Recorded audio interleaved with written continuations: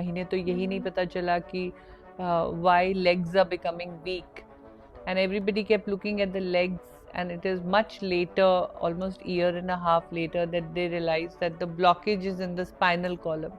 तो कंप्रेशन की वजह से टांगों में वीकनेस है।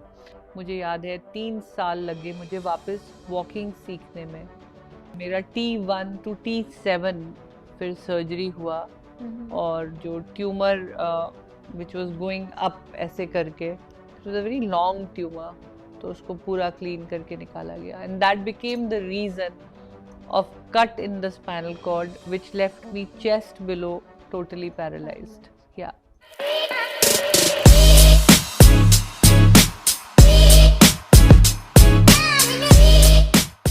Hi everyone, welcome to Unbroken Voices, a podcast where resilience meets rehabilitation. It is a platform where we share inspiring stories of individuals who, in spite of facing terrible challenges, emerge out stronger. Our guest today needs no introduction. She is the first Indian woman to win a medal in the Paralympic Games, securing a silver in the shot put at the 2016 Rio Paralympics. Please welcome none other than Deepa Malik. Hi, Hello. ma'am. Welcome to Unbroken Voices. Thank you, Pearl. Thank you. It's a wonderful initiative. Thank you so much. And thank you for getting me on the podcast. Thank you. So, ma'am, let's start from the beginning. Ki, how was your life before the injury or before your tumor? Well, I was always known as बहुत सी चुलबुली सी लड़की, बहुत outdoor वाली लड़की, और जिसको बहुत ज़्यादा खेल पसंद था, who loved biking, swimming, basically adventure sports. लेकिन फर्स्ट टाइम जो मुझे ट्यूमर हुआ, that was as a child. So between the age of 5 to 9, it was a journey of falling ill. तो तब तो सीटी स्कैन और एमआरआई भी नहीं होते थे, तो पता ही नहीं चला, कुछ महीने तो यही नहीं पता चला कि why legs are becoming weak, and everybody kept looking at the legs, and it is much later, almost year and a half later, that they realized that the blockage is in the spinal column. तो compression की वजह से टांगों में weakness है, तो उसकी बहुत सर्जरी हुई। सर्जरी में उनको सिस्ट मिली, बहुत ज़्यादा क्लैरिटी नहीं रही कि क्या सिस्ट थी। फिर भी मुझे ट्यूबरक्लोसिस का ट्रीटमेंट दिया गया, एटीटी, और उसके बाद रिहैबिलिटेशन बहुत हुई। मुझे याद है 3 साल लगे मुझे वापस वॉकिंग सीखने में, तो लेकिन मैं चल पड़ी, और उसके बाद बहुत ही नॉर्मल लाइफ थी। जब तक कोई पीठ का स्कार नहीं देखता था, उसे नहीं पता लगता था कि शायद मुझे कुछ हुआ होगा। मैं बहुत ही नॉर्मल, मैंने कॉलेज में बहुत खेला भी, अपने कॉलेज टीम में, स्कूल टीम्स में, but post my second delivery मेरे को बैक एक दोबारा आया, और after my second daughter was born, within a couple of years of that, leg में फुट ड्रॉप आने लगा, और धीरे धीरे फिर जब स्कैन हुआ, एमआरआई हुआ, तो पता लगा ट्यूमर वापस आ गया है, and this time it was from within the spinal cord and at a very high level, just below the cervical. तो मेरा T1 to T7 फिर सर्जरी हुआ, और जो tumour which was going up ऐसे करके, it was a very long tumour, तो उसको पूरा क्लीन करके निकाला गया, and that became the reason of cut in the spinal cord which left me chest below totally paralyzed. Yeah. So, ma'am, do you think कि आपकी delivery की वजह से वो वापस आया? देखो, ट्यूमर क्यों आया ये तो डॉक्टर्स भी नहीं बता पाते या अभी इट्स स्टिल अ मिस्ट्री। बचपन में पहली बार क्यों आया, क्या उसका कुछ रेजिड्यू छूट गया था, या दोबारा जब वो आया, क्या बॉडी में प्रेगनेंसी के हार्मोनल चेंजेस से वो आया, but that is something which doctors have not been, बल्कि डॉक्टर्स मुझे कहते हैं you are 1 in a million, तो मुझे लगता है wow, I am 1 in a million. ये है। And how was the feeling when you got to know कि you won't be able to walk again? देखो, मेरे लिए चॉइस लाइफ और डेथ की थी, जिंदा रहोगे तो चलोगे नहीं, और ट्यूमर ओके। बर्स्ट हो गया, इन्फेक्शन स्प्रेड हुआ। और फिर मेरे सर्जरी में complication also happened. The cerebral fluid leaked from the surgery site. तो बॉडी कॉमा में स्लिप करी, और सेरेब्रल फ्लूइड पूरा लीक होने की वजह से ब्रेन पैरेन्काइमा ड्राई हुई, और एक और सर्जरी करनी पड़ी, उसको रीडू करना पड़ा। तो एक ही जगह पे बार बार, and this was a very serious spinal cord redo yes. Surgeries. तो उसमें फिर मेरे को काफी टाइम लगा to regain consciousness, and as the impact of that cerebral fluid leakage I had some memory lapses. मुझे बोलने में भी इशू हुआ। मेरे को बहुत जल्दी से बोलने के लिए शब्द याद नहीं आते थे। ओके। तो पैरालिसिस तो बाद की बात थी। हाँ हाँ हाँ। जो उस वक्त चैलेंजेस जो पहले थे वो तो लाइफ और डेथ के थे, कि राइट। क्या मैं जिंदा रहूंगी। तो ऑब्वियसली मुझे लगता था कि अगर मेरी दो छोटी बेटियां हैं तो I should stay alive. Yes. And somewhere I felt कि जैसे मैं छोटे में 2-3 साल मैंने रिहैबिलिटेशन करी, मैं चल पड़ूंगी, मुझे लगा मैं दोबारा चल पड़ूंगी। तो कहीं सबकॉन्शियसली मुझे ये था कि नहीं नहीं, मुझे रिहैबिलिटेशन करनी आती है। और हमारे घर में एक इंसिडेंट और हुआ था। मेरी बड़ी बिटिया का हेड इंजरी हुआ था, उसकी वजह से उसको हेमीप्लीजिया हुआ था। तो लेफ्ट ऑफ द बॉडी उसकी पैरालाइज हुई थी। तो जब तक मेरी सर्जरी का टाइम आया तब तक देविका ने बहुत रिकवरी ली थी। तो वो भी बिल्कुल नहीं चल पा रही थी। शी वॉज बेरली 1.5 years जब उसका एक्सीडेंट हुआ था। तो उसको भी मालिश कर करके और एक्सरसाइज करा के रिहैबिलिटेशन करा के उसका भी बैलेंस बेटर कर लिया था, उसको भी चलना सिखा लिया था। तो बार बार जिंदगी में मुझे ये लगा कि कुछ भी हो जाएगा, रिहैबिलिटेशन यस। करके मैं दोबारा चल पड़ूंगी। और क्योंकि बिटिया को भी चलाया, मैं भी बचपन में दोबारा चली। तो समवेयर मुझे एक फेथ था, लेकिन एक्सेप्टेंस मेरे ख्याल से कि मैं नहीं चलूंगी ये 2 साल बाद आई। 2 साल तक आई स्ट्रगल्ड। ओके। और उस स्ट्रगल में इमोशनल स्ट्रगल भी बहुत रहा कि मैं व्हीलचेयर पे नहीं बैठूंगी। और क्योंकि मैं व्हीलचेयर यूज नहीं कर रही थी इस जिद में, एंड जो 10 स्टेप्स में चलती थी सिर्फ कैलिपर्स लगा के, पूरा वो लगा के, वो बहुत ज्यादा स्ट्रेसफुल होते थे। उसकी वजह से बहुत ज्यादा स्पाज्म बढ़ जाता था। बहुत सो मेरी रीच भी बहुत नहीं थी कि आप किसी तरीके से वॉकर पे झूल झूल के और कैलिपर बांध के बड़े क्रूड से आप सिर्फ 10 कदम चल पाते हो। बाकी तो बॉडी में कोई बैलेंस नहीं है। लेकिन वो 10 कदम जो करते थे, which was more like a physiotherapy actually, वो मेरे को रिस्ट्रिक्ट कर रहे थे। फिर फाइनली एक्सेप्टेंस ली, फिर मैंने व्हील चेयर को यूज करना शुरू किया। व्हील चेयर से फिर मुझे मोबिलिटी ज्यादा मिली। लेकिन व्हील चेयर को यूज करना भी अपने आप में एक रिहैबिलिटेशन एक्सरसाइज है। तो वो भी मेरे को दोबारा से रिहैब में आना पड़ा। और जब तक मुझे एक अच्छी रिहैबिलिटेशन नहीं मिली, मेरी लाइफ बड़ी लिमिटेड थी।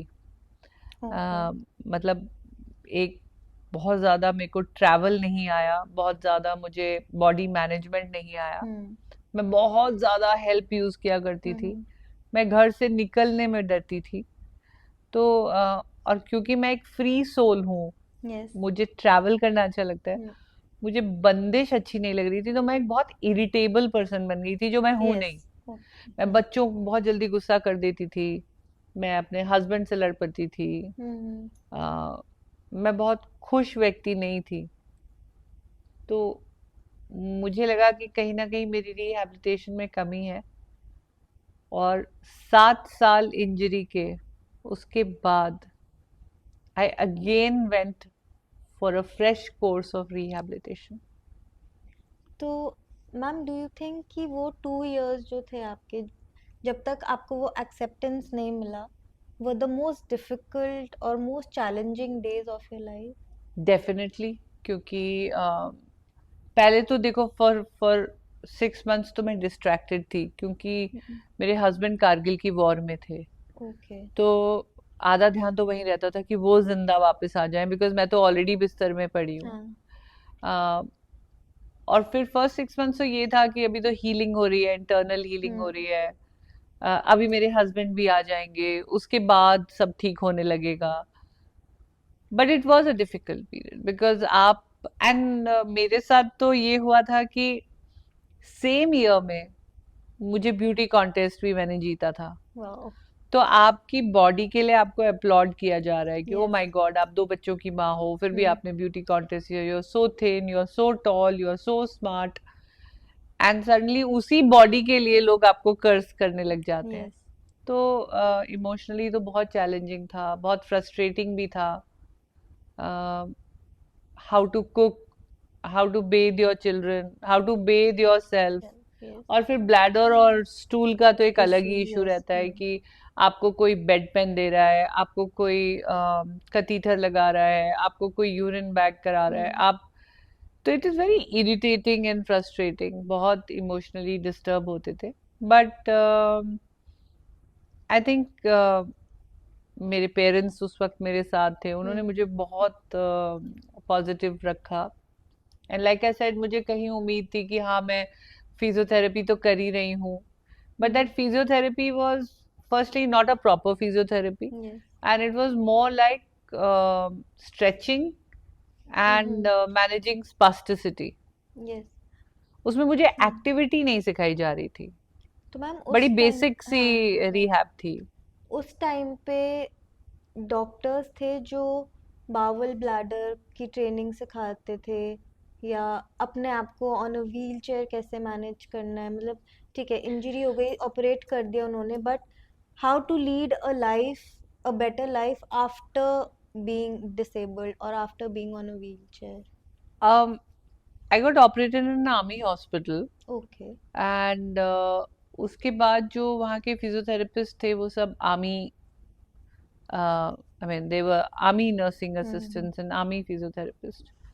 तो वो यूनिफॉर्म पहन के हमें एक्सरसाइज कराते थे, और मैं एक बहुत सीनियर ऑफिसर की वाइफ थी। यस। मेरे हस्बैंड कमांडेंट थे उस वक्त एक यूनिट के, और मेरे फादर इन लॉ जनरल रहे थे। तो एक इनहिबिशन होता था हम्म। कि एक ऑफिसर की वाइफ है, उसको हम कैसे हाँ। इतनी एक्सरसाइज कराएं, यस। क्लोज कांटेक्ट एक्सरसाइज नहीं हो रही थी। और मुझे नहीं लगता, क्योंकि जब मैंने 7 साल बाद डॉक्टर वीरेंद्र विक्रम के साथ इंडियन स्पाइनल इंजरी सेंटर में जब मैंने रिहैबिलिटेशन करी, तब मुझे रिहैब का मतलब समझ आया। तब तक तो बहुत बेसिक ही था, हाँ। उसमें एक्टिविटी मिसिंग थी, ट्रांसफर्स की नॉलेज मिसिंग थी, ब्लैडर एंड बाउल मैनेजमेंट की बातें मिसिंग थी। और एक I was very shy of talking about my problem. Yes. लेकिन मैंने फिर भी वहाँ से रेस्टोरेंट शुरू किया, और रेस्टोरेंट मैं चलाती थी, तो वहाँ पे I started becoming a happier person, because okay. मेरे को फाइनेंशियल इंडिपेंडेंस आई। हम्म। लेकिन वो मेरे घर से 500 मीटर दूरी था, तो तो हाँ। उसमें भी ये था, कोई छोड़ जाता था, कोई लेने आ जाता था, और हमेशा मेरे चारों तरफ हेल्प रहती थी। अम, एक इंडिविजुअलिटी की फीलिंग नहीं नहीं आई, थी। एक इंडिपेंडेंस की फीलिंग हम्म। नहीं आई। तो वो कब आई मैम कि वो अब वो, आप, वो फीलिंग कब आई कि बहुत हो गया हेल्प, बहुत हो गया डिपेंडेंसी, अब इंडिपेंडेंट बनना है? वो फीलिंग मुझे आई, मुझे किसी ने एडवाइस किया। मैं पुणे में एक यंग ऑफिसर को मिलने गई थी, और वो वहाँ एडमिटेड थे। और आर्मी में क्या होता है कि जब आप फौज में इंजर्ड हो जाते हो, तो आपको 2 इयर्स कंपलसरी वो करके फिर मेडिकल का कुछ होता है। तो जब तक आप वो टेन्योर पूरा नहीं करते हो, तो आपको पेंशन नहीं मिलती है, ऐसा कुछ हम्म। था। So that officer, young officer, 20 year old, he ओ। वॉज वेटिंग कि मैम मैं अपना आर्मी का ये ड्यूरेशन का वेट कर रहा हूँ, फिर जब मैं यहाँ से डिस्चार्ज हो जाऊंगा तो मैं दिल्ली जाके रीहैब करूंगा। मैं कहा कैसी रीहैब करोगे? सो ये यंग जनरेशन थी हाँ। जिसने अपना लैपटॉप खोल के मुझे कुछ चीज़ें दिखाई कि देखो मैम ये भी हो रहा है, ये रिहैब भी हो रहा है। अच्छा, ये सब तुम कैसे देख रहे हो? हम्म। मतलब मैम, मैं लैपटॉप पे, कंप्यूटर पे देख रहा हूँ। तो सबसे पहले तो मैंने पहले लैपटॉप खरीदा और मैंने कंप्यूटर सीखा, ओके। क्योंकि हमारे स्कूल की एजुकेशन में पहले लैपटॉप या नहीं इंफॉर्मेशन थे। टेक्नोलॉजी नहीं थी. So after learning that, I also started discovering, and then I realized that that time Indian Spinal Injury Center was offering capsules of occupational therapy. Okay. तो I came to Indian Spinal Injury Center Delhi, वसंत कुंज, और वहाँ पे I met a sports person by the name of Mr. Arun Sondi. Okay. And I also met the doctor assigned to me was a young doctor, Dr. Virendra Vikram Singh. And वो 2005 नवंबर की बात है. और आज हम 2024 में बैठे हैं. ऑलमोस्ट 19 years का ये एसोसिएशन है उसके साथ. और फिर जहाँ वहाँ मैंने लेटेस्ट टेक्निक्स का मुझे पता चला, latest way of managing your bladder, bowel, what is a urine bag, how to use diapers, what type of diapers, how to do transfers, अपने कपड़े खुद कैसे पहनते हैं, खुद कैसे नहाते हैं, या इंडियन सिनेरियो में आप अलग अलग गाड़ियों में कैसे ट्रांसफर होते हो, या आप अपनी बॉडी को कैसे दूसरों को बोल सकते हो कि मुझे ऐसे ट्रांसफर कराओ, क्योंकि अगर आपको टेक्निक आ गई है तो आप किसी को सिखा भी सकते हो. मेरी व्हीलचेयर, तो मैं पेशेंट व्हीलचेयर यूज किया करती थी. तो क्योंकि मेरी पर्सनालिटी हमेशा से एक्सट्रोवर्ट और आउटडोर रही है. और उन्होंने मुझे हाइड्रोथेरेपी में भी इंट्रोड्यूस किया. हाइड्रोथेरेपी में जब मुझे पानी में उतारा गया, आई फेल्ट सो लिबरेटेड, क्योंकि मैं पानी में फ्लोट कर रही थी. मेरे को कोई पकड़े हुए नहीं था. देन आई रियलाइज कि मैं तो स्विम कर सकती हूँ. और फिर मुझे वहां पे पता लगा कि लोग गाड़ियां भी चला रहे हैं हाथों से, लोग खाना भी बना लेते हैं. एंड फिर मैंने देखा टीटी खेल रहे हैं. आई सॉ मेजर आलू वाले, और वो तो बैंडेड से, क्योंकि वो क्वाड्रा थे. I found it very strange because I always loved sports. Yes. And exercise भी medicine ball से कराई जा रही थी. And I've been a basketball player. तो जैसे ही मेरे हाथ में बॉल आई, मेरे को ऐसी फील आई लाइफ की. And then I met a lot of people because जब तक मैं अपने घर में घुसी हुई थी, और सबसे दूर एक कमरे में कमरा जरूर मेरे लिए बना दिया गया था, मैं लोगों से मिल नहीं रही थी. लेकिन वहां के जब मैं अपने जैसों से मिली, मुझे इंस्पिरेशन भी मिली, मुझे अपने से छोटों से सीखने का मौका मिला, और सही तरीके की रिहैबिलिटेशन क्या होती है वो मैंने अपनी इंजरी के 7वें साल में सीखा. तो that much late I was in actually discovering the world of sports. I lagged behind. I think I would have given India more medals अगर मुझे ये सही रिहैबिलिटेशन पहले मिल गई होती. So what was the first step you took towards sports? कि when did you make a mindset कि नहीं अब तो खेलना है चाहे कुछ हो जाए? मैंने आपको बताया, जैसे मैं रेस्टोरेंट में, मैं रेस्टोरेंट चलाती थी अहमदनगर महाराष्ट्र में.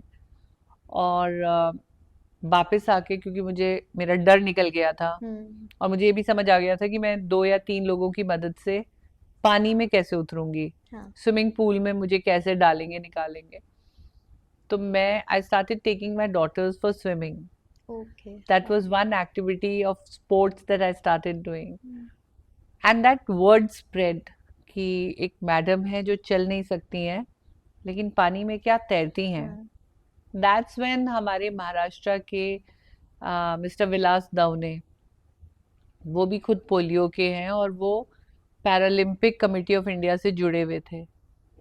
तो वो मुझे मेरे रेस्टोरेंट में मिलने आए. उन्होंने कहा कि अगर आप स्विमिंग कर लेती हैं तो आप कंपटीशन में करिए.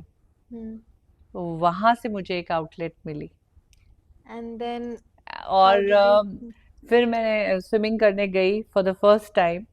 एंड ऑनेस्टली स्विमिंग में कर रही थी बाइक चलाने के लिए, कि मुझे दोबारा बाइक चलानी थी. क्योंकि जो यंग ऑफिसर्स आते थे अहमदनगर में, उन्होंने कहा कि मैडम आजकल मॉडिफाई हो जाती हैं गाड़ियाँ, टेक्नोलॉजी बहुत आगे आ गई है, आप ट्राइसिकल बना सकते हो, आप मोटरसाइकिल को 4 पहियों में बना सकते हो। फिर मुझे लगा कि मैं तो अपने हाथों का इस्तेमाल ही नहीं करती हूँ। I was a madam, I had all the help. हाँ। मुझे कुछ भी नहीं करना था, मुझे अपना पानी भी खुद उठा के नहीं पीना था। I was being looked after. Yes. लेकिन इन द बार्गेन मैं अपनी बॉडी वीक कर रही थी, यस। मैं अपनी लाइफ साइकिल कम कर रही थी। हम्म।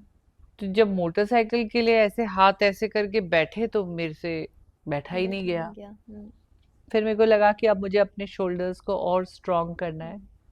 तो आई कंटिन्यूड द एक्सरसाइजेस जो मैं डॉक्टर विक्रम से सीख कर आई थी। और बस वहाँ से ये स्पोर्ट्स का सिलसिला शुरू हुआ। तो जो एक्सरसाइज बाइकर बनने के लिए कर रही थी वो स्विमर बनने में काम आई। हाँ। और जो एक्सरसाइज स्विमिंग में काम आई वो आगे चल के मुझे एथलेटिक्स के बारे में पता चला। तो 40 इयर्स में फिर मैंने एथलेटिक्स ज्वाइन करी। Wow ma'am, motor biking is known to be a very masculine sport. Yes. So, how did you choose to enter that line? I think मेरी जो चॉइसेस रही ना पर्ल, चाहे वो स्पोर्ट्स की रही, चाहे मोटरसाइकिल चलाने की रही, चाहे यमुना नदी में तैरने की रही, Hmm. या आगे जाके गाड़ियां हाई ऑल्टीट्यूड में चलाने की रही, दे वर ऑल मीडियम्स। कि मुझे अ, बहुत अजीब सा लगा कि मैं एक अच्छे परिवार से हूँ। अच्छा मतलब सबके परिवार अच्छे होते हैं। मैं फाइनेंशियली कह रही हूँ कि मैं एक समृद्ध परिवार से थी, एजुकेटेड परिवार से थी। Yes. और मुझे ही इन सब रिहैबिलिटेशन का पता नहीं था। Hmm. 7 साल लग गए हाँ, to find a good to rehab. Find a good rehab. Hmm.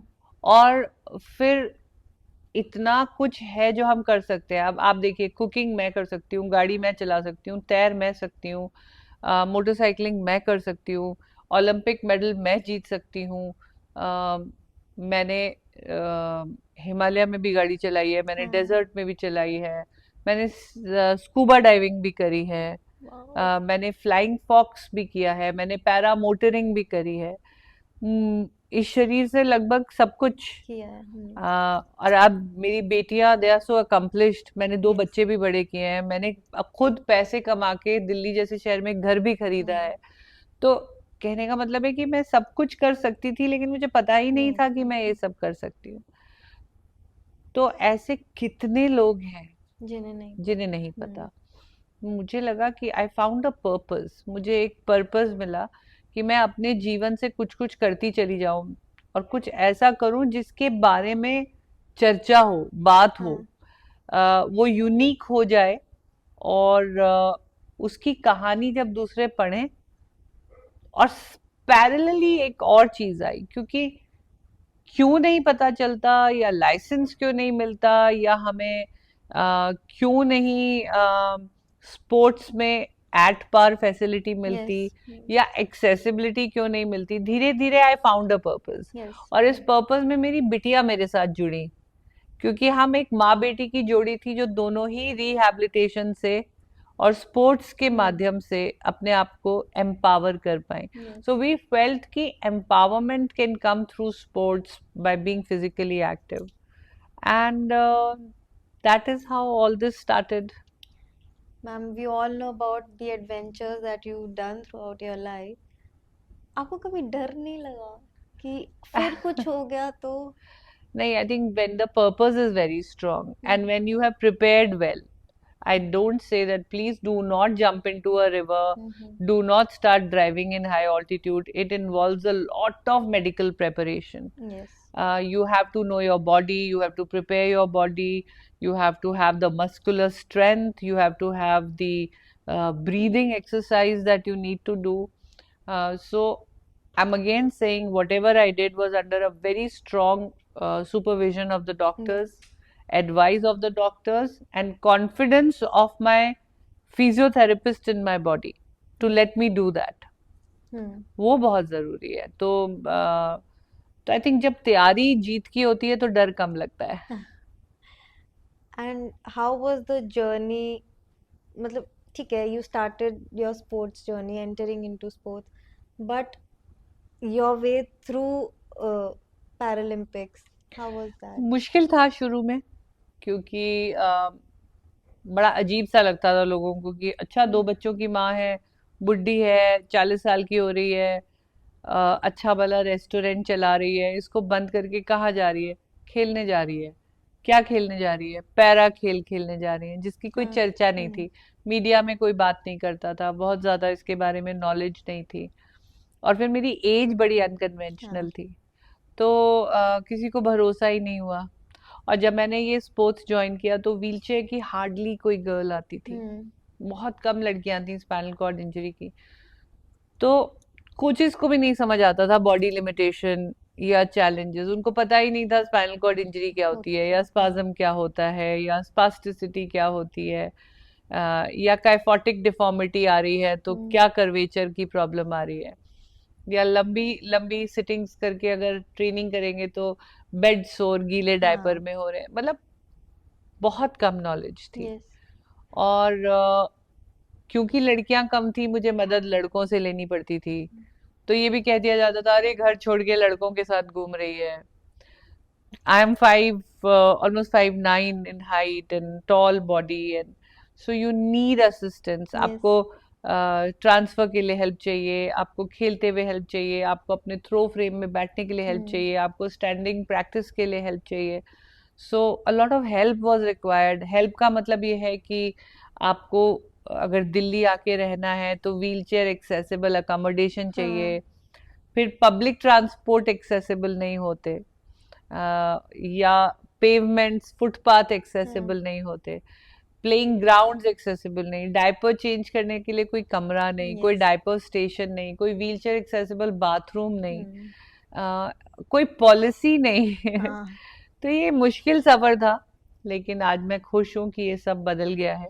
अभी बच्चों को बहुत फैसिलिटी मिलने लगी है, एंड बहुत सारी लड़कियां आगे आ गई हैं। और आज तक जितने भी मेडल पैरालंपिक्स में आए हैं सब व्हीलचेयर यूजर गर्ल्स ने ही जीते हैं।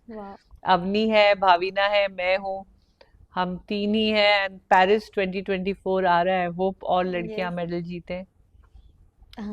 इंडीड। तो अभी आपने सोशल स्टिग्मा की बात करी, how judgmental the society is and specially toward girls. तो उस सोशल स्टिग्मा ने आपको कभी ऐसा प्रेशराइज्ड फील नहीं कराया, सब कुछ छोड़ने को नहीं वो मन किया आपका कि ठीक है यार, इतने सारे लोग जज कर रहे, लेट इट बी, नहीं जाना आई थिंक आगे? मेरी इंडिविजुअल पर्सनालिटी थोड़ी सी बोल्ड है बचपन से ही। वो भी डिपेंड करता है, क्योंकि I was always a Tom boy, I was always even in school I had lot of leadership qualities. I think I thank my parents to have given me this strong uh, personality और strong values. और जब मेरे mind में मुझे लगता है कि मैं गलत नहीं हूँ, तो फिर मुझे फर्क नहीं पड़ता कोई कुछ भी कहता रहे। और मुझे लगता है कि जो भी नेगेटिविटी मुझे मिली, जैसे उन्होंने कहा अरे इसका तो शरीर लाचार हो गया, ये तो खत्म हो गई, और फिर कुछ कर दिखाने के बाद मुझे बड़ा मजा आता था, देखो अभी मैं खत्म नहीं हुई। और बोला अरे ये तो बुढ़ी है, ये तो क्या खेलेगी। फिर पैरालंपिक का मेडल जीतने में मजा आया कि लो बुढ़िया ने मेडल जीत दिया। तो मुझे लगता है कि जब भी मेरे को किसी ने नेगेटिव रिमार्क पास किया, वो एक्चुअली उसने मेरे अंदर आग जलाई। मेरे को इट फ्यूल्ड फायर इन मी। तो मैं तो थैंक करती हूँ। और बल्कि अब उल्टा हो गया, अब ये कह दिया जाता है अरे इसके सामने कुछ नेगेटिव मत बोलो, ये फिर कुछ करने चल पड़ेगी। और यही चीज मैं अब जितने भी बच्चे आते हैं या due to some injury, I always try to tell them this कि it is not your fault. ये मेरी गलती नहीं है। मेरा स्पाइनल कॉर्ड इंजरी होना या पैरालाइज्ड होना, आप खुद रिकवर कर रहे हो एक ऐसी इंजरी से, तो ये हम लोगों की गलती नहीं है। जो चीज हमारी गलती नहीं है, गलती क्या होगी? गलती होगी कि आप उदास रहो, गलती होगी कि आप चिड़चिड़े रहो, गलती होगी कि आप अपनी बॉडी मैनेजमेंट ना सीखो, आप पॉजिटिव ना रहो, क्योंकि वो चॉइसेस आपके हाथ में है। सेल्फ मोटिवेटेड रहो, अपने जीवन में स्किल डेवलप करो। जो हो गया है वो आपकी गलती नहीं है, लेकिन आगे जो करना है, अगर उसकी आपने राइट चॉइस नहीं करी, वो आपकी गलती होगी। Absolutely. But ma'am still there are a lot of people जो आगे नहीं बढ़ते, मे बी फैमिली की प्रेशर की वजह से, हम्म। क्योंकि उनकी फैमिलीज ही दबा देती है, उनको रोक देती है, क्योंकि मे बी उनकी फैमिलीज को कहीं ना कहीं अंदर ये फियर होता है कि फिर कुछ और गलत हो गया तो, या सो इसमें मुझे लगता है रिहैबिलिटेशन सिर्फ पेशेंट्स पेशेंट टू का। पर्सन की नहीं होनी चाहिए, family counselling, yes caregiver counselling, because spinal cord injury एक परमानेंट सिचुएशन है। यस। उसको जब तक आप लाइफस्टाइल में अडॉप्ट नहीं करोगे, अडेप्ट नहीं करोगे, और फिर खाली आपको अडॉप्ट और अडेप्ट नहीं करना है, हाँ। आपकी पूरी फैमिली को उसके साथ अडेप्ट करना है। यस। लेकिन there is a way out. अब देखियो, मेरी बेटी भी एशियन गेम्स खेली है, वो भी ट्रैवल कर रही है। छोटी बेटी, आज जब आप हम पॉडकास्ट कर रहे हैं तो घर में दोनों बच्चे नहीं है, हस्बैंड मेरे मेरे इन लॉज के पास गए हुए हैं, I am actually home alone with my attendant. Yes. तो ऐसा नहीं है कि हम फैमिली भी बंद जाएगी अगर right counselling and right rehabilitation करी हो तो मुझे लगता है, मेरी तो यही अपील रहती है कि let the person be as independent as they want. Yes. Social integration बहुत जरूरी है, बाहर निकलकर कुछ स्पोर्टिंग एक्टिविटी में पार्ट लेना जरूरी है। मैं दूर क्यों जाऊं, मेरे खुद के हस्बैंड ने फौज छोड़ दी थी। He left army despite having a great career, because he was told that now you will not be able to travel with your wife. It's a transferable job. Every time finding a new house Will be difficult. will be difficult. So he left army out of love. But I wish he had, instead of leaving army out of love, had gone and done some counseling and research. Yes. That how easy it is to adapt a place, any place, to suit the requirement of a person in disability. तो शायद उनको army नहीं छोड़नी पड़ती, क्योंकि 2006 में वो army छोड़कर आए। मेरी रिहैबिलिटेशन होते ही मैंने वर्ल्ड ऑफ स्पोर्ट्स को ज्वाइन किया और घर छोड़ दिया। तो आज he is retired and sitting at home, और मेरे 3 पासपोर्ट भर चुके हैं, क्योंकि मैं इतना बाहर ट्रैवल कर travel कर चुकी चुके हूँ। हैं। यस। और ये तो जादू है रिहैबिलिटेशन का। यस। तो we know that you travel a lot, तो उसमें do you ever like still feel any difficulty या एनी चैलेंज? हाँ, मेरे को बिल्कुल चैलेंज आता है। अगर if I am wearing a diaper और फ्लाइट लेट हो जाती है, हाँ। तो वाटर इनटेक पे बहुत ध्यान रखना पड़ता है, वो बफर लेके चलना पड़ता है, हमेशा एक डर बना रहता है। दूसरा, ट्रैवल का सबसे बड़ा इशू मुझे ये आता है कि people are not very sensitized and transfers के लिए, बिकॉज हाँ। Bye yes. एयर ट्रैवल कर रहे हैं या बाय ट्रेन ट्रैवल कर रहे हैं, तो वो एक बहुत इशू रहता ही है। अभी भी एंड टू एंड एक्सेसिबिलिटी तो नहीं है, नहीं। तो बहुत ध्यान से प्लान करके निकलना पड़ता है, थोड़ी सी एडवांस प्लानिंग लेके चलनी पड़ती है। और जो कितना भी आप कह लो कि आप व्हीलचेयर यूजर हो, या बड़े से बड़े होटल में भी मुझे नहीं लगता कि यूनिवर्सल एक्सेसिबिलिटी के स्टैंडर्ड्स नहीं मीट लिए नहीं जाते होते। हैं। मतलब दे थिंक कि एक साइड हैंडल बार लगा हाँ। दें या वो कर दें, क्या व्हीलचेयर का टर्निंग रेडियस है, ग्लास क्यूबिकल्स में हमारी व्हीलचेयर्स नहीं नहीं जाती टू जाती। हैव अ बाथ, या आपने कमोड के दोनों तरफ साइड बार्स तो लगा दिए लेकिन उधर एक सीढ़ी दे दी, हाँ। तो वो भी हमारे लिए यूजलेस है। तो I think there are difficulties, but then I have learned yes. How to manage a body. Bathrooms में मैंने अक्सर देखा है कि जो वेट स्पेस है हाँ। वो टब के अंदर होती है, और बाहर फिर कोई ड्रेनेज नहीं होता है। अगर मैं बाहर बैठ के एक चेयर पे नहा भी लूं तो पानी कहाँ जाएगा। यस। तो बहुत छोटी छोटी चीजें हैं, लेकिन वो हमारे लिए बड़ी हो जाती है। But then I always carry a folding bucket, I carry okay. Disposable sponge napkins, मैं उनको वेट करके पूरा ड्राई स्पंज लेती हूँ, पाउडर लेके चलती हूँ। सो मैनेजमेंट जो है उसके ऑल्टरनेटिव्स, लेकिन किसी भी चीज से मैंने अपने आप को रोका नहीं है कि I always look for a solution, and I think Yes. Solution finding की जो हैबिट है वो उससे मैं थोड़ा कंफर्टेबल रहती हूँ, और मैं हेल्प मांगने से नहीं डरती हूँ। Hmm.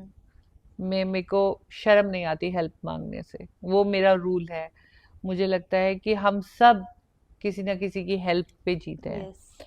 आप अगर एबल बॉडी भी हो तो भी, अगर आप बीमार होते हो तो आप एक डॉक्टर के पास जाते हो। जाते हैं। अगर आपकी गाड़ी खराब होती है तो आप एक टेक्नीशियन के पास जाते हो। आपकी गाड़ी का टायर पंचर हो जाता है तो आप पंचर लगाने वाले के हम्म। पास जाते हो। आपके कपड़े रोज सुबह एक वॉशरमैन प्रेस करके Yes. देता है, तो आप भी तो किसी ना किसी की हेल्प लेते हो। हाँ। जस्ट बिकॉज तो आप डिसेबल नहीं हो तो आपकी हेल्प हेल्प, और हमारी हाँ। Help sympathy. Yes. हम्म। तो देखने का नजरिया है, मैंने अपना नजरिया बिल्कुल पॉजिटिव रखा हुआ है। और अभी भी ना लोग बहुत ऐसे हो जाते कि बेचारे के साथ क्या हो गया, बेचारे की तो पूरी लाइफ खराब हो गई, अब कुछ कर नहीं पाएंगे। तो इट इज़ वेरी डिसहार्टनिंग कि लोग ऐसा क्यों सोचते हैं हमारे बारे में। I remember, I hope you don't no mind me no, sharing please something. Please, I will love to hear to you. My grandparents they stay in sector 62 Noida. तो मतलब उन्होंने पूछा कि और बताओ क्या चल रहा है, कैसा चल रहा है। तो मैंने उनको बड़ी एक्साइटमेंट से बताया कि मैंने ना स्विमिंग स्टार्ट करी है, and my injury happened because of swimming only. तो एक तो वो हो गए कि फिर फिर इन चीज़ों में घुस गई है तो। Okay. And then swimming swimming क्यों करनी है, स्विमिंग से क्या होगा, फिर कुछ हो जाएगा। तो एंड फिर उनको ये सबसे बड़ा डाउट, अरे पैरालाइज्ड होकर स्विमिंग कैसे कर ली। तो उनको समझाना, to change their perception how they perceive things is. और एक तो थोड़े ओल्ड भी हो गए तो जल्दी से वो कैप्चर भी नहीं करते सारी See, चीज़ें। there is always a generational gap, yes. because the kind of technology, knowledge, exposure, awareness, you are lucky at your generation to have it. They were not as lucky yes. to have that exposure, that mindset. So you will be the change. You will bring the I change. You are hope. going to be the medium of change. And those who are listening to this podcast, watch out. That's the next making in making Paralympian sitting here. बहुत अच्छी swimming कर रही हैं Pearl, and we are very hopeful that she is soon going to join the world of sports, win medals. All the thank you best so to much, it you. Means a lot coming Yes, from you. remember this day, I and will. we are going to sit again when I am taking your interview and you're holding the I'll medals. wait for the day to come. Not too far, Pearl. Not too Hoping far. for the same, ma'am. One thing ma'am, हमारी country की almost 1.5 lakh people are disabled on sitting on wheelchairs, Mm-hmm. but still मतलब हर जगह accessible नहीं है, Mm-hmm. Public vehicles accessible नहीं है। And जो मतलब ऐसे जो जगह है जहाँ पे मेरे को किसी रेस्टोरेंट में भी खाना जाना है या कहीं घूमने भी जाना है, तभी मुझे बहुत सिलेक्ट करना पड़ता है। कोई इवेंट अटेंड करने का मुझे मन है, पहले तो पूरा रिसर्च करना पड़ता है कि क्या है क्या नहीं है accessible, and it is at times very frustrating. So do you think कि गवर्नमेंट का कोई रोल होना चाहिए इस चीज़ गवर्नमेंट में? का बहुत अच्छा रोल है। Hmm. Honourable prime minister Narendra Modi ji ने accessible India campaign hmm. Specially चलाया हुआ है। Smart city campaigns are there, and when we talk about smart cities, we are definitely talking about end-to-end hmm. accessibility. कानूनन तौर पे द बिल्डिंग कोड्स जो बने हुए हैं वो डिसेबल फ्रेंडली कम्युनिटी स्पेसेस को बनाने के लिए बने हुए हैं। ओके। तो ना कानून ये कहता है कि एक्सेसिबिलिटी ना हो, ना हमारे कॉन्स्टिट्यूशन हमें में कोई फ़र्क करती है। फ़र्क कहाँ आता है वो है इम्प्लीमेंटेशन। यस। इम्प्लीमेंटेशन भी तो ह्यूमन लेवल पे ही होता है हम्म। ना। तो जो इन पॉलिसी को बना रहे हैं और जो इन पॉलिसी को प्रायोरिटाइज करके इम्प्लीमेंट कर रहे हैं, they all need to be sensitized. Yes. That's why I think having these podcasts are very important. Important. Yes. This conversation is very important. आप और मैं हम्म। जब रैंप बनेंगे तब बाहर निकलेंगे, या हम ज्यादा बाहर निकल के मांगेंगे रैंप तब वो हाँ, बनेंगे। जब मांगेंगे। मैं ये कहती हूँ कि बच्चा भी जब तक नहीं रोता तो माँ दूध नहीं पिलाती। So be the voice, carry this voice. जो चीज हमने मांगनी शुरू करी है, आप नेक्स्ट जनरेशन हो, आप मांगते रहो, आप इसमें लगे रहो। Change is going to happen yes. Slowly steadily. पहले से बहुत अच्छा हो गया है, हाँ, लेकिन हम सबको जुड़ना पड़ेगा बिकॉज और चेंज लाने के लिए। यस। और रही बात फ्रस्ट्रेटेड होने की, तो I think that's a negative word. Research word was better कि हमें बहुत रिसर्च करनी पड़ती है, but that's okay. I think हम लोग लकी हैं कि ईश्वर ने हमें इतनी शक्ति दी है। यस। और जब से मैं पैरालाइज हुई हूँ, मैं एक बेटर ह्यूमन बीइंग बनी हूँ। सेम। मैंने जिंदगी को बहुत प्यार से जीना सीखा है, मैंने इसकी वैल्यू को समझा है। अब मैं हर छोटी चीज में बहुत बड़ी खुशी देखती हूँ, हाँ, बिकॉज वो शायद वो लोग नहीं समझ पाते हैं जो ऐसे किसी शारीरिक कष्ट से नहीं निकले हैं। हाँ, तो आई तो ओनली फील ग्रेटफुल कि ठीक है, बस don't ever ever lose your positivity and never give up on your rehabilitative exercises. yes. Ma'am, you've achieved a lot in your life, but still, sometimes or maybe once in a blue moon, आप feel करते हो कि there is some void in body wise, मतलब physically, कि अभी भी एक ना नॉर्मल लाइफ और what the world calls to be a normal life हम वो लीड नहीं कर रहे हैं या पैरालाइज्ड है, कभी वो फीलिंग आती है अब तो मुझे 25 years हो गए हैं। हाँ। Now my birthday is also the day of my surgery. I throw oh, parties. I वाह। celebrate my new life. In fact, मैं तो ये कह रही हूँ, मैं अभी सिर्फ 25 साल की हुई हूँ। So I think इस बॉडी में जीने के बाद बहुत पर्पसफुल एक्टिविटीज करी हैं। यस। और इतना पॉलिसी में इम्पैक्ट आया है, देश के लिए मेडल जीते हैं, इतने प्राउड मोमेंट्स मिले हैं। प्रेसिडेंट और prime minister of the country आपका नाम लेके यस। आपकी तारीफ करते हैं। तो अब तो मुझे कोई रिग्रेट नहीं होता। अब नहीं होता। अब तो पहले कभी कभी लगता था कोई ट्रेडिशनल आउटफिट पहनूं, तो अब तो designers help you make adaptive हाँ। क्लोथिंग्स। अब यस। खुद भी आ गया आइडिया लगाना हाँ। कैसे पहनना है। नहीं, ऐसा कुछ खास महसूस नहीं होता। इनफैक्ट मेरी बहुत सारी फ्रेंड्स हैं जो गाड़ी चलाना नहीं जानती, हाँ। जो तैरना नहीं जानती, तो मैं उनको पिक करके लेके जाती हूँ। हाँ। तो मुझे लगता है मैंने अपनी स्ट्रेंथ्स ढूंढ ली हैं, और कोई भी इंसान कंप्लीट नहीं होता है। यस। हर किसी में कोई ना कोई कमी होती है। अब जैसे मेरी बड़ी डॉटर एशियन गेम्स खेली हैं, वो 6-6 घंटे ट्रेनिंग करती थी despite her disability. But my younger daughter is not found of sports. वो हालांकि she is got such a beautiful athletic body, but she is never utilise that body to play any sport. जबकि मेरी बड़ी बेटी को physical disability है, लेकिन उसने देश के लिए एशियन गेम खेला है। So it just it depends how you evolve your strengths. Everybody can't have everything. Yes.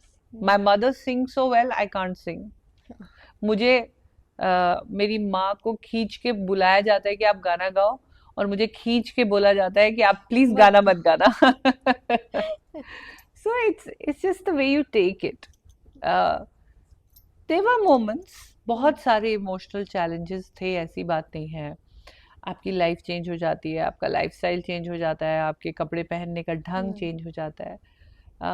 अभी भी जब हॉलीडेज प्लान होती हैं तो बहुत सारी ऐसी जगह है जहाँ मैं नहीं जा पाती हूँ, बट फिर बहुत सारी ऐसी जगह है जहाँ मैं जा पाती हूँ।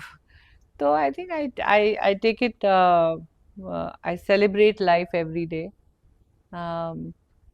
एंड लो पॉइंट तो हर एक की लाइफ में आता है, बहुत बार आता है। जब शादियां होती है मुझे डांस करने का बहुत मन करता है, हालांकि मैं ऐसे ऐसे करके करती हूँ, लेकिन कई सारे, जैसे अभी तौबा तौबा तौबा तौबा तौबा, उसका हुक स्टेप करने का मुझे बहुत मन करता है कि अगर मेरी टांगे चल रही होती तो मैं वो हुक स्टेप करते ऐसे हो। करती। तो होता है कभी कभी, लेकिन ठीक है। You can dance. I saw your dance videos that you post on Yes, Instagram. I still try to Yes. do it, but yes, I do miss sometimes. Hmm. पर ठीक है, ऐसा कुछ नहीं है जो इस हाँ, बॉडी से नहीं हुआ। नहीं हुआ, दे yes. से ना, winners don't do different things, they just do it differently. Yes. तो हम हर चीज को थोड़ा डिफरेंटली कर लेते हैं। Hmm. And you said कि positive रहो, बिल्कुल भी don't keep a negative approach towards yourself. तो what what was the turning point? Because आपने इससे बताया कि बहुत सारे lows भी आए, but हम्म। then आपने उठाया अपने आप को, तो what motivated you, or what was the turning point in your life? I think turning point तो ये सोशल टैबूज एंड स्टिग्माज ही थे। Because Okay. जब आपको बार बार ये कह दिया गया कि people would not talk about fashion, party, travel in front of you, uh, and everybody just called you lucky, हाँ. कि इसको रखा हुआ है, अरे इसकी तो लकी हम्म. है, इसकी फैमिली इसको देख रही है, इसके हस्बैंड ने इसको नहीं छोड़ा है। तो कुछ ये जो नेगेटिव, ये जो टैबूज जो थे, वो एक तो बॉदर करते थे, और एक मेरे को लगता है कि मदरहुड बहुत स्ट्रॉन्ग रोल प्ले फैक्टर करता है. रहा मेरे लिए। सबका अपना अपना एक हाँ. इंसेंटिव होता है, बिकॉज मेरी डॉटर भी डिसेबिलिटी से हाँ. निकल रही थी। तो अगर वो अपनी मम्मी को डिसेबिलिटी में नेगेटिवली देखती, तो शायद देविका भी इतनी पॉजिटिव नहीं नहीं. बनती। तो मेरे पे रिस्पॉन्सिबिलिटी थी हम्म. अपनी डॉटर्स को एक पॉजिटिव ह्यूमन बीइंग बनाने की। तो उसने मुझे काफी एनकरेज किया। मैम अभी तो वर्ड्स आ गए हैं कि डिप्रेशन हो रहा है, एंजाइटी हो रही है, but I think back in that time हमको आपको तो कुछ पता ही साइकोलॉजिकल नहीं था. काउंसलिंग हाँ. का भी नहीं पता होता था। हाँ.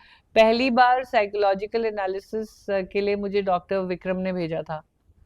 तो ओके. कि मैम आपने कहीं अपना ये, तो because that was part of the rehabilitation. Hmm. और मुझे याद है कि डॉक्टर नमिता थी, और उन्होंने मेरे से पूरा वो किया, and then he says no no no science of depression. हमें ये शब्द पता ही नहीं थे। हाँ. उदास होना पता था, हाँ. लेकिन ये पता था कि हमेशा आदमी उदास नहीं रहता। हम्म. तो but yes, I don't deny that mental health hmm. has to be looked after very carefully। और मैं अपनी कंपनी बहुत ध्यान से चुनती हूँ। Hmm. I identify fun loving, happy kind of people, Yes. People with same hobbies. And जो लोग मेरे को लगता है कि नेगेटिविटी लाते हैं उनसे या मुझे, दूर ही तो रहो. मैं I make a conscious hmm. Choice of moving out of their circle. And I think it is very important या, because company plays a very very important role. Important role, very important Yes. Role. One question again. Yes. तो ma'am recognition की अगर हम बात करें तो जो able body players है, स्पोर्ट्स पर्सन है, वो रिप्रेजेंटिंग इंडिया, उनको सब बहुत अच्छे से जानते हैं, राइट? बट आई फील कि जो डिसेबल्ड स्पोर्ट्स पर्सन है, जिन्होंने काफ़ी कुछ किया है to represent their country and at very high levels, उनका उतना रिकग्निशन नहीं होता है. तो It is, you're right, but things have changed a lot. I hmm. think अगर हम प्राइम मिनिस्टर को देखें तो उन्होंने कोई डिफरेंस नहीं रखा नहीं. है। लेकिन we still have to work, because I feel कि visibility बहुत मैटर करती है। Yes. अभी भी हम देख रहे हैं कि ओलंपिक्स का डायरेक्ट ब्रॉडकास्ट हो रहा है। हाँ, but we are struggling very hard कि 2024 के जो पेरिस के पैरालंपिक्स हैं उनका ब्रॉडकास्ट हो स्लोली एंड स्टडीली, बिकॉज अभी ही मेडल्स आने लगे हैं, अभी ही हमारे खेल बढ़ने लगे हैं। इनिशियली सब इनको चैरिटी स्पोर्ट के रूप में देखते थे या रिक्रिएशन, बिकॉज अभी भी वो माइंडसेट है हाँ. कि डिसेबल बंदा क्या खेलता है, लेकिन बहुत चीज़ें चेंज हो गई हैं। अब तो स्कूल की बुक्स में चैप्टर्स हो रहे हैं, Okay. और मैं कई आईएएस या आईपीएस ऑफिसर्स को मिलती हूँ जिनके करंट अफेयर्स के पेपर्स में हमारा क्वेश्चन होता था। Wow. या जनरल नॉलेज में अभी भी Hmm. क्वेश्चंस आते हैं। बहुत सारे स्कूल्स में हम गए हैं जहाँ पे उन्होंने हमें as a guest of honour for the sports day, या फिर एज अ मोटिवेशनल स्पीकर, या फिर उन्होंने हमारे ऊपर प्रोजेक्ट्स किए हैं।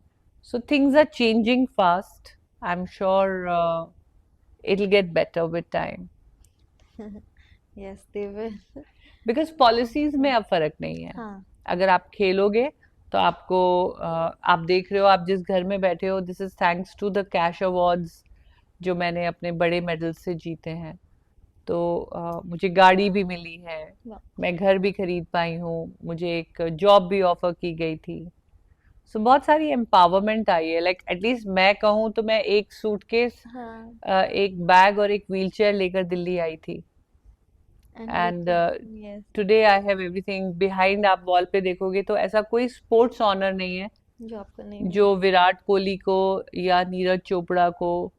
मेरा अर्जुन अवार्ड मुझे मिला था युवराज के साथ, पद्मश्री मिला था विराट कोहली के साथ, Wow. खेल रत्न मिला था बजरंग पूनिया के साथ। सो जो ओलंपिक के लेवल की जो प्लेयर्स हैं या जो बहुत बड़े बड़े प्लेयर्स हैं, same to same at par awards हमें भी मिले हैं। प्रकाश पादुकोणे जी को अवार्ड मिल रहा था तो मुझे भी मिल रहा था। जितने भी अवार्ड्स पीवी सिंधु को मिले हैं वो मुझे भी मिले हैं। सो आई थिंक चीजें अब बहुत बदल गई है। And ma'am, how is that feeling जब ये सब मिल रहा होता है? हाँ जी, it for me every award has been a sense of responsibility, Hmm. क्योंकि हर अवार्ड के साथ आपके ऊपर एक रिस्पॉन्सिबिलिटी आती है कि अभी of course it feels very happy कि आपकी मेहनत को सराहा गया है। मेरा एम तो शुरू से यही रहा था कि डिसेबल और एबल स्पोर्ट्स में कोई फर्क ना हो। No. और जब भी ये अवार्ड मुझे हर प्लेटफॉर्म पे मिला, और हर प्लेटफॉर्म पे एक रैम्प बना हुआ मिला, तो जितने भी फैब्रिकेटर्स या इवेंट वाले हैं वो कहते हैं कि मैम अब हमें भी याद रहता है कि स्टेज पे हमें रैम्प बनाना है। तो मेरे को लगता है अवार्ड से ज्यादा वो खुशी होती है। रेवोल्यूशन क्रिएट करने से यस, एक so happiness. To see the change Yes. Take place is even bigger than the awards you get. Yes. So now let's take this question answer round to a little personal level. Yes, Now we all know Deepa Malik as a Paralympian, as a sports yes. person. Who is Deepa Malik in person? Very fun loving, happy, outdoor, tomboyish. हालांकि gender नहीं बोलना चाहिए because आजकल लड़कियां हर activity करती हैं।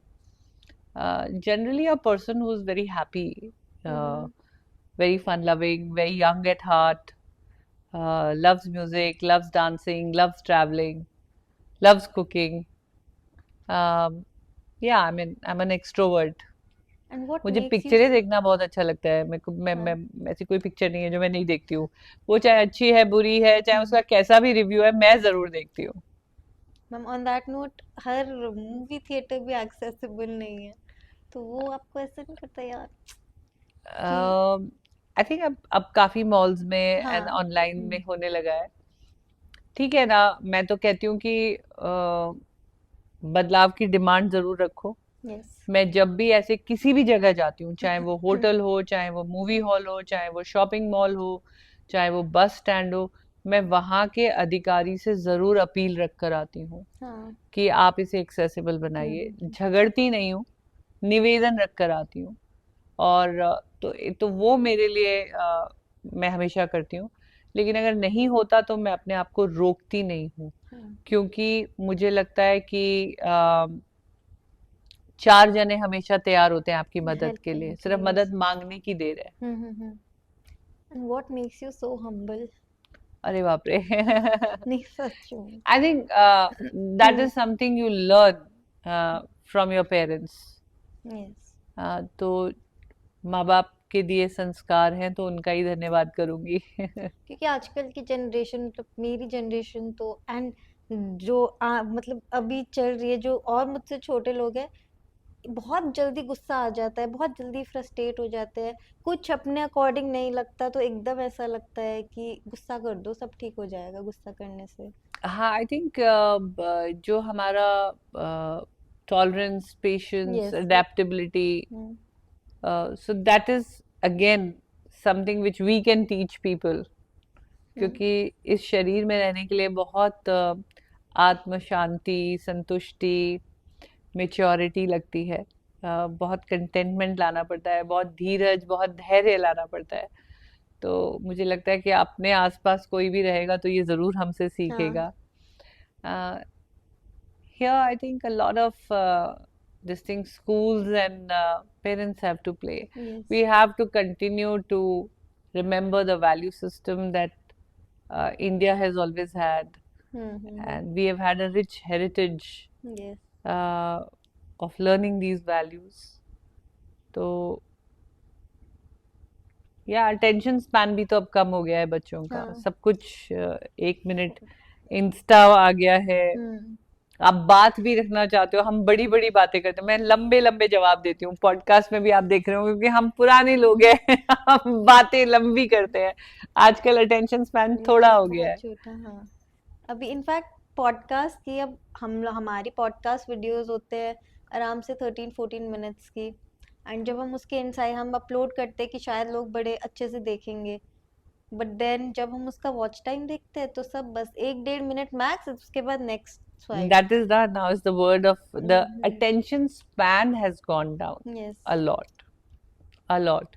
So that is something we need to work on. Yes. तो social media के कुछ फायदे भी हैं, कुछ नुकसान भी हैं, बट ये बदलता समय है, वापस घूम कर आएगा। And ma'am, what is that one thing जो आपने अपनी इंजरी से सीखी, या मतलब आई एम श्योर आपने तो इतना, क्योंकि आपको एक्सपीरियंस इतना लंबा है, तो आई एम श्योर आपने बहुत कुछ सीखा होगा, but the most important thing जो आपने सीखी एंड आप चाहते हो कि हर किसी को, आप जिससे भी मिलो, वो एक वैल्यू हो जो आप सबको शेयर करना चाहो। मैं अपने हर मन से कहती हूँ कि जो मैंने सीखा कि जिंदगी एक ऐसा त्योहार है जिसे हम रोज मना सकते हैं, वो किसी तारीख की मोहताज नहीं है। So celebrate life, don't just live, be alive. दोनों में बहुत फर्क है। To live and to be alive. Yes. Thank you so much ma'am, it was I had a great time talking to you, and thank you so much for giving me इतना लंबा time. No, this is absolutely important, and I'm so happy to meet you, and I'm so happy to see that you are doing the right rehabilitation. Yes. And rehabilitation is not just physical, it is emotional, mental, psychological. You also learn new skills. I'm so happy to hear that you are learning swimming. Yes. And hope to see you in the forthcoming competition very soon. God bless you. Thank you so much, ma'am. Thank Thanks you for being a part of Thank you so Unbroken Voices. Thank you. Thank you so much, guys. This was all for the podcast, this episode of our podcast journey. We'll see you in the next episode with another inspiring story. Till then, stay safe, stay healthy. Bye bye.